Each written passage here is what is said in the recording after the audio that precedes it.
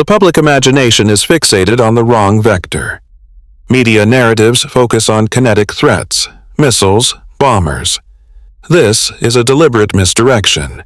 The kinetic cost of conventional warfare is now a terminal liability for a nation navigating a systemic solvency crisis. Source number 4. Analysts at CSIS confirm the strategic pivot from high-cost symmetric warfare to low-cost systemic attack. The real vector is silence. The blueprint is already operational. Russia's strategic attacks on energy infrastructure are a documented fact. Source number 3. But the next phase is not about electricity, it is about data flow. According to RUSI, the global nervous system runs through a few dozen undersea fiber optic cables. Severing these is not a matter of billions in military hardware, but a few million in specialized submersibles. The second vector is satellite blinding. Ground-based lasers can permanently disable low-orbit reconnaissance and communication satellites, creating vast blind spots in strategic oversight. This dual-pronged attack, cutting cables from below and blinding satellites from above, creates the ultimate asymmetric outcome, the blind Leviathan. A superpower, stripped of its senses, becomes a blind Leviathan. It still possesses its entire nuclear arsenal, but it is information-starved. It cannot confirm targets. It cannot verify attacks. The documented hesitation to engage in complex crises, source number 1, becomes absolute paralysis.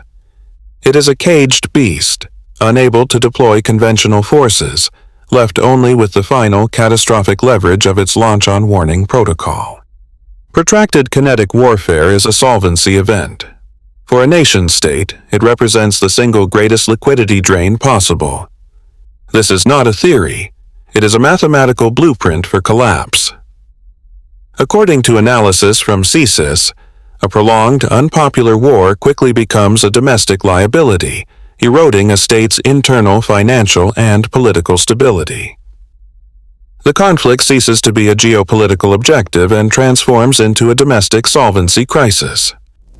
When a state's balance sheet can no longer sustain the high kinetic cost of conventional military operations, it is forced to pivot. Weakness mandates a strategic shift towards asymmetry. The objective changes from battlefield victory to inflicting maximum economic damage at the lowest possible cost. This is the vector we see materializing. Reports confirm Russian attacks targeting the energy infrastructure of the Odessa region. This is not random aggression. It is a calculated strike against a high-leverage, low-defense economic target.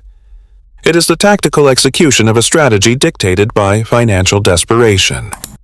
This same mathematical certainty now applies to any superpower whose sovereign debt negates its conventional options. As documented by Fortune, national debt is a systemic vulnerability. When a state cannot afford the conventional response to an asymmetric attack, its strategic playbook is reduced to a single, final option. The motive is not malice. It is the cold logic of a solvency crisis. The central equation of modern warfare has inverted. According to the Royal United Services Institute, or RUSI, the kinetic cost to destroy a $5 million main battle tank is now as low as $500. This is not a balanced exchange. It is an economic annihilation. The defender's solvency is systematically dismantled by an adversary with near-zero financial liability. This is the new battlefield ledger. This radical cost asymmetry enables what analysts call the democratization of violence. The monopoly on deploying decisive kinetic force is broken. Non-state actors and second-tier powers can now inflict damage previously reserved for superpowers. They can bleed a superior military not on the battlefield, but on its balance sheet. We see the blueprint in action as Russia attacks the energy infrastructure of the Odessa region with low-cost platforms, targeting high-value assets. Each strike is a net economic victory, regardless of the immediate tactical outcome. When a superpower's national debt makes sustained conventional operations impossible, as economists warn, it faces a mathematical trap. It cannot afford to trade $1 million asset for $1,000 one. This asymmetric economic drain forces a protocol shift. The only remaining leverage is the one asset whose threat costs nothing to maintain but is infinite in its power: the nuclear deterrent. The calculus becomes brutally simple. Unable to counter the swarm, the state is forced to threaten the hive. Strategic ambiguity becomes launch on warning. Regional instability is not chaos. It is a laboratory. While legacy media focuses on the symptoms, presenting a complex crisis in Iran or flagging warnings for travel to Canada or South Africa, they miss the strategic function. These regions are being cultivated as gray zones, unregulated staging areas for testing low-cost, high-impact attack vectors against a superpower's critical infrastructure. The blueprint for this asymmetric protocol is operational. The Odessa Journal reports Russian attacks on energy infrastructure, a low kinetic cost for a disproportionate systemic shock. This is the model. It is designed to bleed a superpower that can no longer afford a conventional military response. The core vulnerability is not military. It is fiscal. As outlined by analysts in Fortune, the national debt is a terminal solvency crisis in motion. Each carrier group deployed, each battalion mobilized, is an accelerant for this fiscal collapse. An adversary understands this. Why face $1 trillion military when you can bankrupt it with a $1,000 drone? This transforms gray zones from geopolitical backwaters into strategic launch sites. Reports from Guangdong News and Millennium Post detailing Iran's internal state are misread as weakness. This is the cultivation of an environment optimized for plausible deniability and the export of asymmetric assets. According to CSIS assessments, these zones allow an adversary to wage a war of attrition without presenting a conventional target. This leads to a mathematical certainty. When conventional response becomes a greater liability than the attack it is meant to counter, the strategic doctrine is forced to shift. The playbook moves from graduated response to launch on warning. The only leverage remaining against systemic, low-cost attrition is the one asset not constrained by budget: the threat of strategic nuclear escalation as a response to attacks staged from these proxy laboratories. The gray zone is the new tripwire. The launch on warning doctrine is not a strategy, it is a protocol. According to analysts at CSIS, it is the state-sanctioned procedure to launch a retaliatory nuclear strike upon confirmation that an enemy launch is underway, before their warheads reach their targets.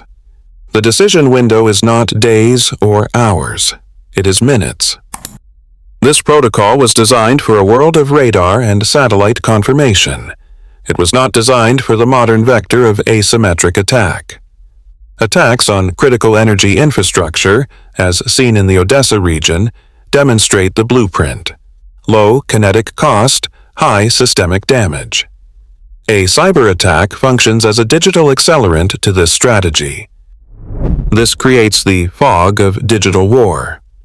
When a cyber attack blinds the early warning system, the commander is presented with a binary choice stripped of data. Is the radar failure a system glitch, or is it the first move in a decapitation strike? With national debt negating long-term conventional options, the mathematical framework shifts. The solvency crisis dictates the response. A nation that cannot afford a conventional war cannot afford to absorb a first strike. In the absence of information, the protocol demands assuming the worst-case scenario. The fear of being blinded forces the commander's hand. The low-cost digital attack is thus leveraged to trigger the only response the indebted superpower has left: strategic nuclear escalation. The first test will not be kinetic. It will be a calibration shot to measure response latency against the backdrop of a systemic solvency crisis. As a superpower's national debt negates conventional options, source Fortune, adversaries are incentivized to test the escalatory threshold. The blueprint for this vector is established: state actors attacking energy infrastructure as documented in the Odessa region, source Odessa Journal. This precedent confirms the target set.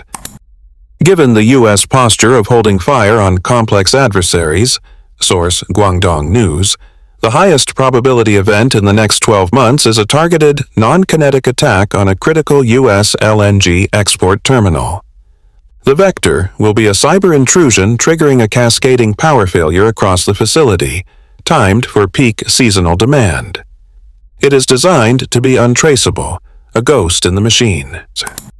The economic damage will be calculated in the billions, the kinetic cost to retaliate in the trillions. The official report, according to CSIS modeling, will be inconclusive. This is the mathematical certainty, forcing a choice between absorbing a devastating economic blow or shifting to a strategic launch-on-warning posture. It is checkmate delivered by spreadsheet.